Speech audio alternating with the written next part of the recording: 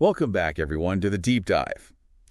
Today we're gonna try to tackle a question that has perplexed humanity for centuries. Yeah.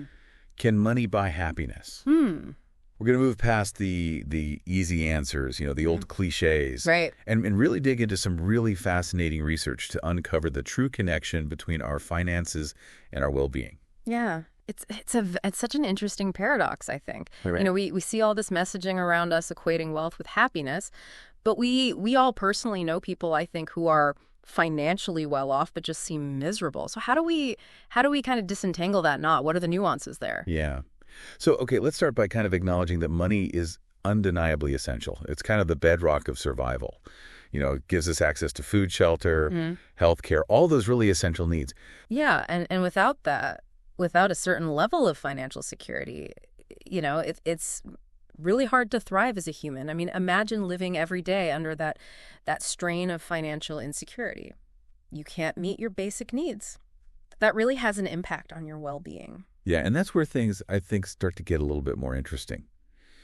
Research has shown that there is actually a clear correlation between income and happiness, but only up to a point.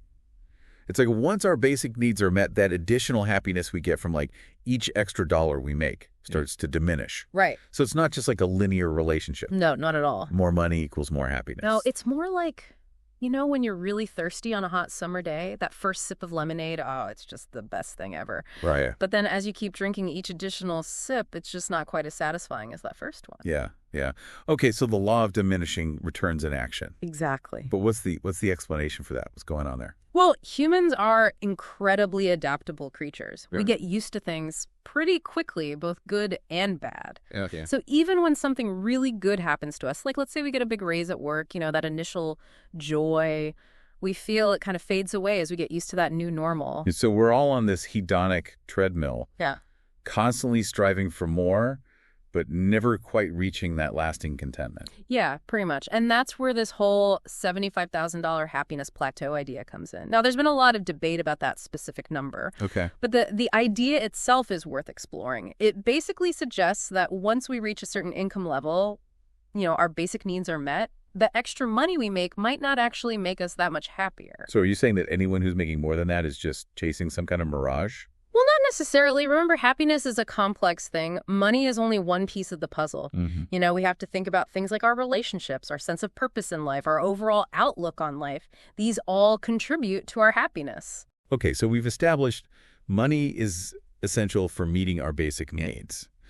But simply having more of it doesn't guarantee that we're going to be, perpetually happy. Right. It seems like this whole hedonic adaptation thing really throws a wrench into the money equals happiness idea. Oh, it definitely makes things more complicated. We're really good at going back to this baseline level of happiness even after big changes in our lives. So that means that shiny new car, that fancy vacation, it might give us a temporary boost. Sure. But it's probably not going to make us happier in the long run. So if material possessions aren't the key to lasting happiness, then what is? I have a feeling this deep dive is about to get really interesting. It is. Okay, so welcome back to the deep dive. We are in the middle of this really interesting conversation about the relationship between money and happiness. And it's already clear that this is a really complex issue. We've kind of established that money is essential, but simply having more of it doesn't mean we're going to be happy all the time. So where do we go from here? Well, I think we need to really challenge this idea, this assumption that buying things will make us happy.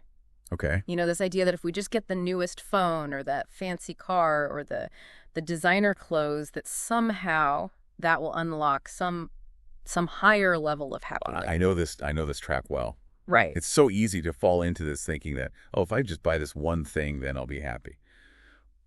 But if we're really honest with ourselves, we all know that feeling of buying something new, that high, wears off pretty quickly.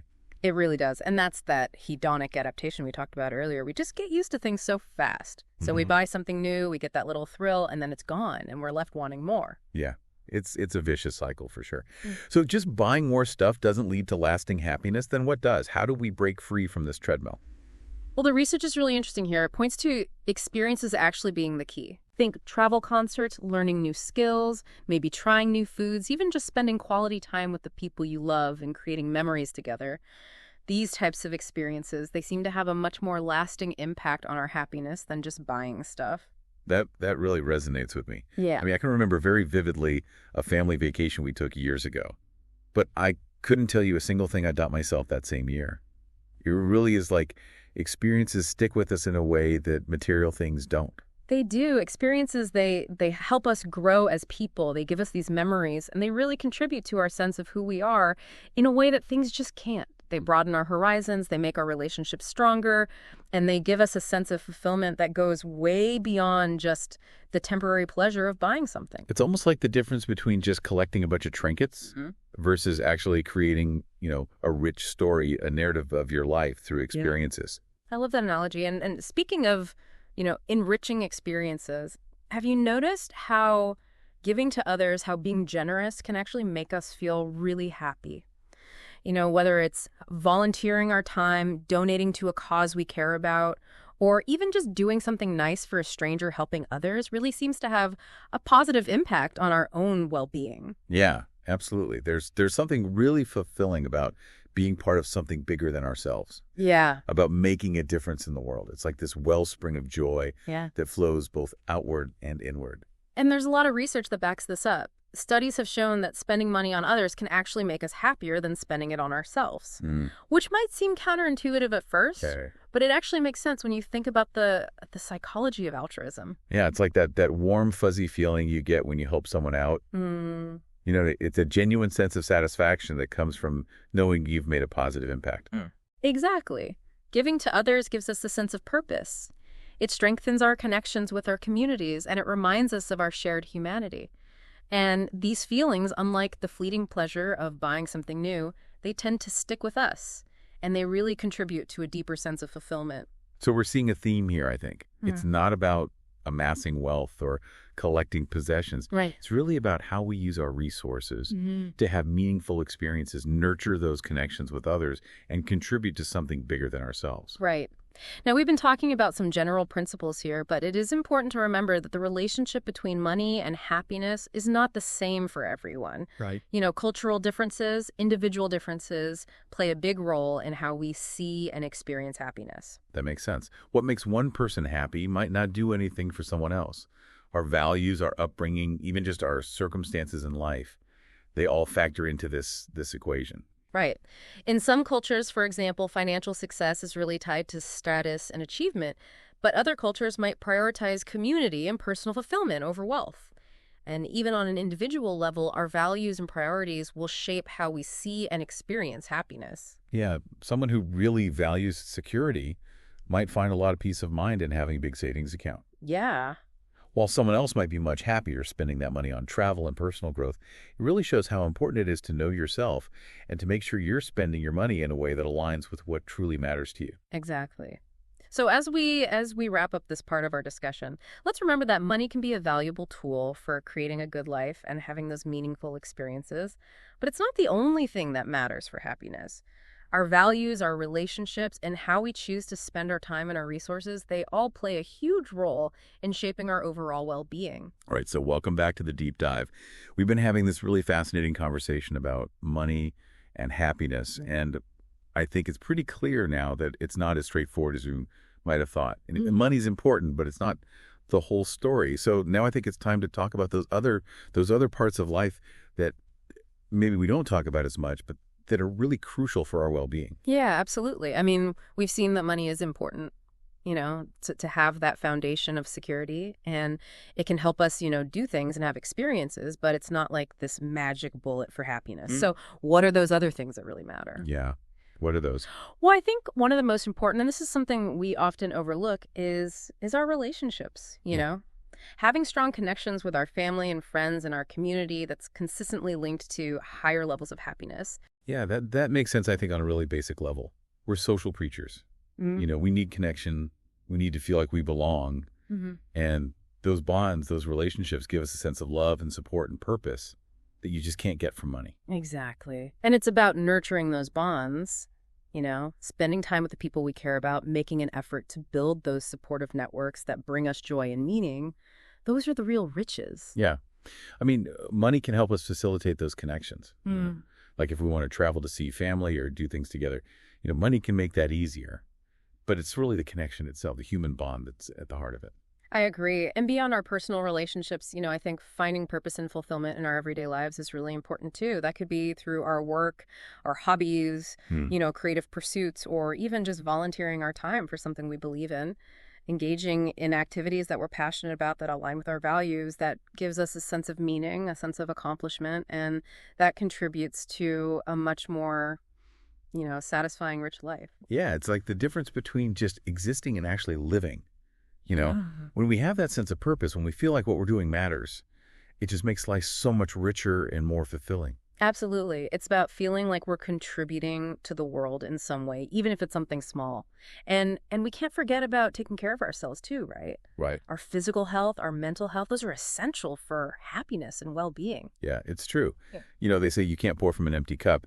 If we're not taking care of ourselves, both physically and mentally, it's really hard to be truly happy. Yeah, and while money can give us access to good healthcare, Mm. and other resources, it's really up to us to create those healthy habits, to manage our stress, to prioritize self-care. That's an investment that pays off in so many ways. Definitely. And speaking of investments, I think one of the most powerful but often overlooked ingredients for happiness is gratitude. Learning to appreciate what we have instead of focusing on what we don't.